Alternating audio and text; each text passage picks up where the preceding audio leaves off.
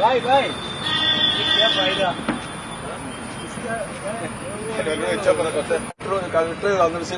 അപ്പൊ അത് ഇല്ലാതാക്കുന്നത് അല്ല ഇതിനുള്ളിൽ വെള്ളം ഇറക്കാതെ കയറ്റ് വരുമ്പോൾ ഇത് കാണാനൊക്കെയുള്ള ഏർപ്പാടാണ് ചെയ്യേണ്ടത്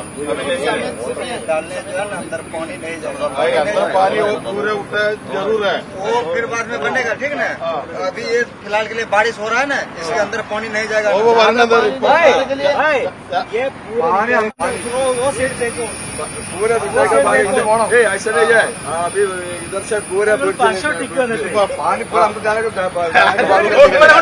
रोड में बस वो पूरा उठा तभी तो बनेगा निकाल देगा अभी तो फिलहाल के लिए पानी काम करो दूसरा हफ्ता में पूरा खुलेगा ये क्या ये सुबह कितना दिन में डाला ना ये सुबह डाला ना ये देखो മലപ്പുറം കൂരിയാട് ദേശീയപാതയിലുണ്ടായ അപകടത്തിന് പിന്നാലെ വിവിധയിടങ്ങളിൽ ദേശീയപാത റോഡുകളിൽ ഗർത്തങ്ങളും വിള്ളലുകളും രൂപപ്പെട്ടിട്ടുണ്ട്. തലപ്പാറയിലും ഇതേപോലെ റോഡുകളിൽ ഗർത്തങ്ങളും വിള്ളലുകളും രൂപപ്പെട്ടിട്ടുണ്ട്. വലിയ ആശങ്കയിലാണ് ഈ നാട്ടുകാർ.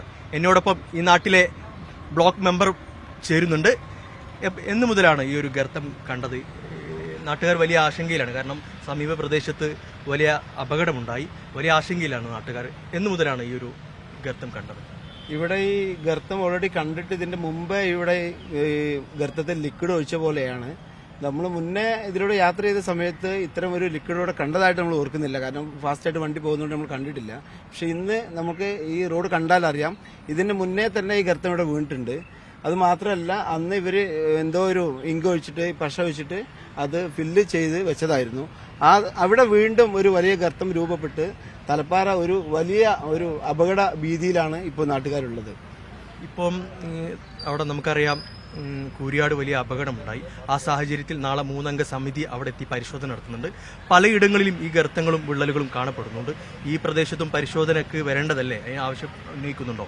തീർച്ചയായിട്ടും. കാരണം നമുക്ക് അറിയാം മലപ്പുറം ജില്ലയിലെ ഇടിമുഴിക്കൽ തൊട്ട് തലപ്പാറ വരെയുള്ള ഭാഗം ഭൂമിശാസ്ത്രപരമായി വളരെ പ്രശ്നങ്ങളില്ലാത്ത ഏരിയയാണ്. എന്നാൽ തലപ്പാറ മുതൽ ഇങ്ങോട്ടുള്ള ഏരിയകൾ ഒരുപാട് വയലുകൾ നിറഞ്ഞ പ്രദേശമാണ്. എല്ലാവർക്കും അറിയാം.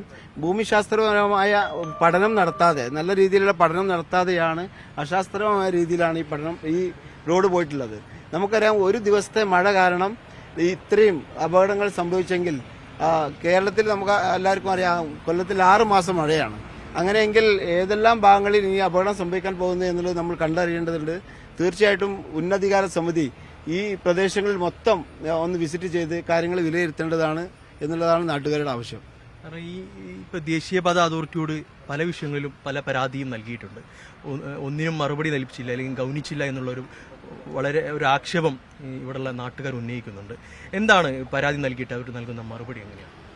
അത് പ്രത്യേകിച്ച് വെളിമുക്ക് പാലക്കൽ പ്രദേശത്ത് അവിടെ സ്ഥിരമായിട്ട് മഴ പെയ്താൽ പോയിരുന്ന ഒരു ഓവുചാലുകൾ ഉണ്ടായിരുന്നു. അതെല്ലാം ഇപ്പൊ ഈ ഹൈവേയുടെ ഭാഗമായി കെട്ടിപ്പൊക്കിയപ്പോൾ അത് നിൽക്കുകയും ജനങ്ങൾ തിങ്ങിപ്പാർക്കുന്ന ഇടങ്ങളിലേക്ക് മുഴുവൻ വെള്ളം ഒരു വഴിക്ക് പോവുകയും ചെയ്തതിന്റെ അടിസ്ഥാനത്തിൽ ഒരുപാട് വീടുകളിൽ വെള്ളം കയറേണ്ട സാഹചര്യമുണ്ട്.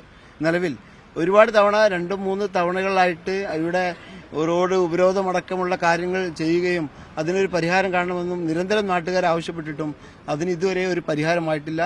ഇന്നും ഇന്നലത്തെ മഴ കാരണം 4-5 വീടുകളിൽ വെള്ളം നിൽക്കുന്ന അവസ്ഥയാണ് ഇപ്പോൾ പാലക്കൽ പ്രദേശത്തുള്ളത്. നിർബന്ധമായും ഇതിന് പരിഹാരം കണ്ടേ തീരൂ. ജനങ്ങളുടെ വികസനമാണ് ലക്ഷ്യമെങ്കിൽ നാട്ടുകാരെ ശ്രദ്ധിക്കേണ്ടതുണ്ട്. നാട്ടുകാർക്ക് വേണ്ടിയല്ലാതെ വേറെ ആർക്കു വേണ്ടിയല്ല ഈ റോഡ് ഉണ്ടാക്കിയിട്ടുള്ളത്. തീർച്ചയായിട്ടും ജനങ്ങളെ ഗൗനിക്കാതെ ഒരു വികസന പ്രവർത്തനങ്ങൾക്കും നാട്ടുകാരെ അനുവദിക്കുന്നതല്ല. തീർച്ചയായിട്ടും ഈ റോഡ് ഇതിലൂടെ പോകുന്നത് കൊണ്ട് ആർക്കും ഒരു വിരോധമില്ല. കാരണം നാട്ടുകാർക്ക് ബുദ്ധിമുട്ടായിട്ടുള്ള രീതിയിലുള്ള ഒരു വികസനമല്ല നമുക്ക് വേണ്ടത്.